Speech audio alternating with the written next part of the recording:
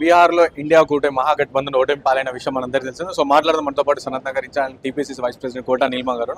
So చెప్పండి madam, ఇక్కడ బీహార్లో ఎక్కడైతే కాంగ్రెస్ పార్టీ ఓడిపోతుందో అక్కడ ఓట్ చోరీ జరిగింది, ఎక్కడైతే గెలుస్తుందో అక్కడ సైలెంట్గా ఉంటుందని చెప్పి బీజేపీ పార్టీ ఆరోపిస్తుంది. సో ఏం చెప్తారు? ఏంది అవగాహన రహితమైన కామెంట్స్ ఇవి. వాస్తవం ఏంటంటే ఎక్కడైతే ఓట్ చోరీ జరుగుతుందో అక్కడే బీజేపీ గెలవగలుగుతుంది. బీజేపీ గెలిచేది ఓట్ చోరీతో. ఓట్ చోరీ కాదు, వాళ్ళు ఎలక్షన్ చోరీ చేస్తారు. ఇప్పుడు మరి ఇక్కడ చేయడం కుదరదు కదా. తెలంగాణలో మేము ఉన్నాం, కాంగ్రెస్ మేము ఎలా చేయము, అందుకని ఇక్కడ ఓడిపోతూ ఉంటారు బీజేపీ. ఇప్పుడు జూబ్లీ హిల్స్ లో డిపాజిట్ కూడా రాలేదు.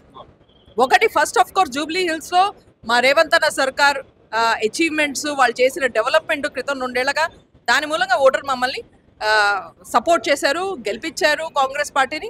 దీనికోసం రేవంత్ అన్నకి అలాగే మా సీనియర్స్ అందరికీ ధన్యవాదాలు. అలాగే ఓటర్స్ కూడా, ఈ ఓటర్స్ ఇక్కడ స్వేచ్ఛగా ఏదైతే ఓట్ చేయగలుగుతున్నారో తెలంగాణలో మీరు జూబ్లీ హిల్స్ లో చూశారు, అలా మొత్తం దేశంలో చేయలేకపోతున్నారు. ఎందుకంటే వాళ్ళు ఓట్ చేసేది బీజేపీకి అగెన్స్ట్ గా, కానీ వాళ్ళ ఓటు కనిపించదు.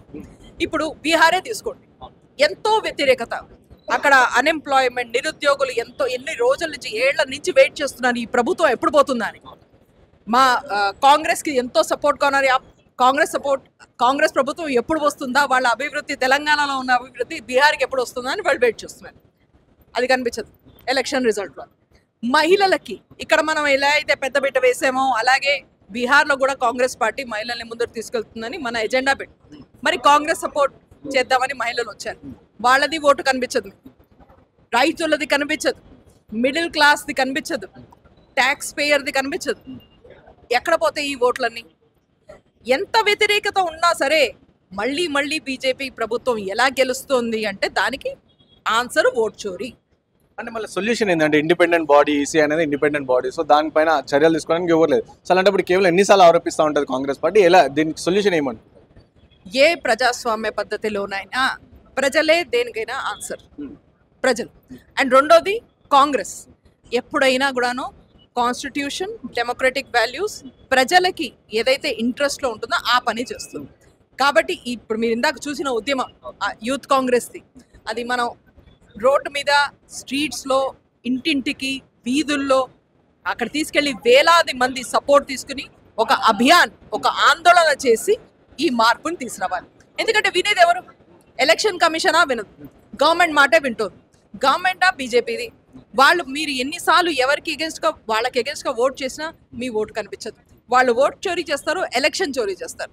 మరి ఇవి రెండు చోరీ చేసినప్పుడు అది డెమోక్రసీ ఎలా? డెమోక్రసీ మళ్ళీ దేశంలో మొదలు పెట్టాలి అంటే ప్రజలు డిమాండ్ చేసి మాలాంటి కాంగ్రెస్ లాంటి పార్టీతో ఉండి, ఏదైతే ఒక డెమోక్రటిక్ పార్టీ, ఒక కాన్స్టిట్యూషన్ని నమ్మే పార్టీ, కాంగ్రెస్ పార్టీ ఎన్నో ఏళ్ళగా ప్రభుత్వంలో ఉంది, సెంటర్లోను ఎన్నో స్టేట్లోను. ఎప్పుడన్నా ఇలాంటి పని చేసింది? ఓట్ అంటే వాల్యూ. ఎగెన్స్ట్గా వేసినా పర్వాలేదు, మా ఫేవర్లో వేసినా పర్వాలేదు, కానీ మీకు ఓటు హక్కు ఉంది, దాన్ని మేము ముట్టుకోం అనే సిద్ధాంతం కాంగ్రెస్ పార్టీ. బీజేపీ ఏంటి? మీరు కనుక మాకు ఎగెన్స్ట్గా ఓటు వేయబోతుంటే మీ ఓటే ఉండదు, ఓటే చోరీ చేసేస్తాం. అదేమో బీజేపీ సిద్ధాంతం.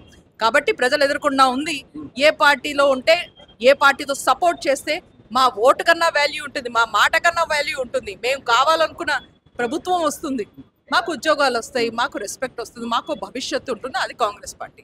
అది క్లారిటీ ఉంది. ఉద్యమాలు అవుతాయి, అప్పుడే మార్పు వస్తుంది. అంటే ప్రజలకు కాంగ్రెస్ పార్టీ కావాలంటే ఓటేయాలి, అలాంటి ఓటునే చోరీ చేస్తున్నప్పుడు ఇంకా ఆల్టర్నేటివ్ ఆప్షన్ ఏముందంటే ప్రజలు ఇప్పుడు అదే చెప్తున్నాను. దట్ ఇప్పుడు మీకు ఇందాక నేను ఒక ప్రెజెంటేషన్ చేశాను ఓట్ చోరీ దాని కోసం. ఇక్కడ యూత్ కాంగ్రెస్ ఒక్కొక్క phone number, fake phone number మీద వందలాది మంది ఓట్స్ కట్ చేశారు. మరి ఇది ఇన్వెస్టిగేట్ చేద్దా ఎలక్షన్ కమిషన్? ఇది చెయ్యరు వాళ్ళు. ఇది ఈ ఎగ్జాంపుల్ బీహార్కి ముందరే చెప్పాము ఇలా అవుతోంది అని. మరి ఎలక్షన్ కమిషన్ ఇండిపెండెంట్ అయితే వెంటనే ఎంక్వైరీ చేసి ఎవరు ఆ నెంబరు, ఎందుకు డిలీట్ అయినాయి, డిలీట్ అయిన వాళ్ళు ఏ బూత్లో ఉన్నారు, మాకు తెలుసు డిలీట్ అయిన వాళ్ళు కాంగ్రెస్ ఫేవర్లో ఉన్న బూత్స్లో ఉన్నారు. మరి అట్లాంటప్పుడు మీరు వెంటనే దాన్ని ఇన్వెస్టిగేట్ చేయాలి కదా, చేయలేదు.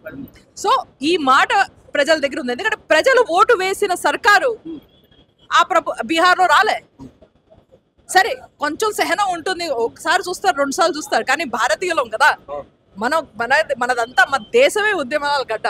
సో ఎక్కువ రోజులు ఉండదు, అంత పేషెన్స్ ఉండదు, ఖచ్చితంగా మార్పు వస్తుంది. Thank you. సో విన్నారు కదా, కోటా నీలిమ చెప్తున్నారు. సో ఓటు వేసేదంతా కూడా బీజేపీ పార్టీ చోరీ చేస్తుంది. సో ప్రజలు కాంగ్రెస్ పార్టీకి ఓటు వేసినా సరే ఆ ఓట్లన్నీ కూడా బీజేపీ పార్టీ చోరీ చేస్తుంది. ఓటు చోరీ కాకుండా కంప్లీట్గా ఎలక్షన్ చోరీ చేస్తుంది అని చెప్పి ఆరోపిస్తారు.